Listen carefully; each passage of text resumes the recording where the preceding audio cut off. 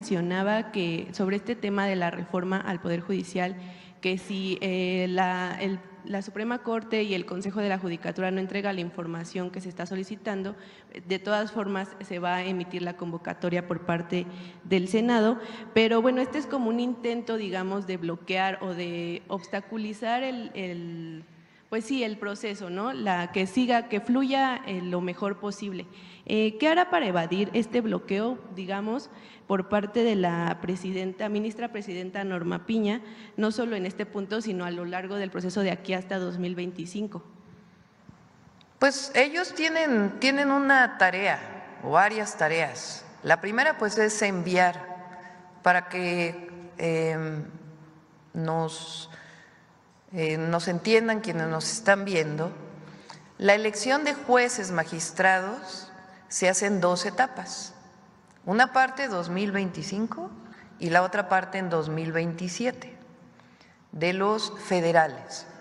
Los y las ministras de la Suprema Corte de Justicia se hace en el 2025. ¿Quiénes van a ser los que se elijan en el 2025 y quienes se elijan en el 2027? Primero, las vacantes, pues todos aquellos jueces, magistrados que en este momento no han sido nombrados. Y además hasta llegar al número, a la mitad. ¿Cómo se llega a esa mitad? A través también de tómbola, a través de una selección al azar. Entonces, son la mitad de los jueces y las juezas, la mitad de los magistrados y magistradas, y toda la Suprema Corte de Justicia de la Nación. La otra mitad se elige en el 2027. ¿Qué pasa con los estatales?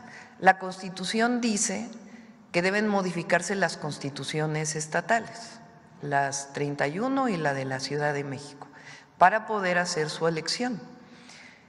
En esas constituciones estatales pueden tomar la decisión de que se haga una parte en el 25 y la otra en el 27 o todo en el 27.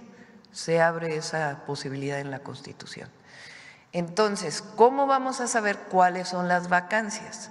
Lo que dice la Constitución es que el Consejo de la Judicatura tiene que enviar al Senado de la República el número de vacantes para que sean tomados en cuenta. Hasta ahora, lo dijo el otro día el senador Fernández Noroña, no lo han enviado. Entonces, si no lo envían, lo que dice esta ley es que el Senado de todas maneras buscará la manera de conocer cuáles son las vacantes, que hay formas públicas de conocerlo, y con ello emitirá la convocatoria. Entonces, ese es el primero. ¿En qué otro participa la Corte? Bueno, se van a hacer 3 convocatorias, una sola convocatoria del Senado, y a partir de ahí el Ejecutivo, o sea, la presidenta y su equipo, vamos a lanzar una convocatoria para todas y todos los que cumplan los requisitos para inscribirse, ya sea como jueces, como magistrados o como ministras o ministros. Lo mismo hace el Congreso de la Unión y lo mismo hace la Suprema Corte. Entonces, la Suprema Corte tiene que emitir su convocatoria si quiere participar, pero esta ley, si no emite la convocatoria, también toma las medidas por si la Suprema Corte no emite su convocatoria. Se emite la convocatoria. Nosotros tenemos que definir a 5 personalidades, por supuesto abogados, abogadas reconocidas, el Congreso 5 y la Suprema Corte 5. Esos son el comité de selección. Ese comité que tiene que hacer, emite la convocatoria, se inscribe en una convocatoria pública y después esos comités pueden buscar asesoría, por ejemplo, de profesiones, de la Secretaría de Educación Pública o de otras instituciones para poder hacer una primera selección. Recuerden que tienen que cumplir, que deben tener 8 de promedio y 9 de promedio en algunas materias, de las cuales tienen que ser en donde van a concursar. Tienen que presentar cartas de recomendación, tienen que presentar también un ensayo Entonces el comité de selección revisa, obviamente para tener la certeza de que tienen el título y tienen las calificaciones, pues pueden hacer las consultas necesarias a las universidades para que este comité pues tenga esa información. Después de ello, pues van a seleccionar algunos de manera clara, transparente, pública. Y a partir de ahí pueden hacer entrevistas, esto dice la ley. Entrevistas para ver, bueno, seleccionamos a 200, 300.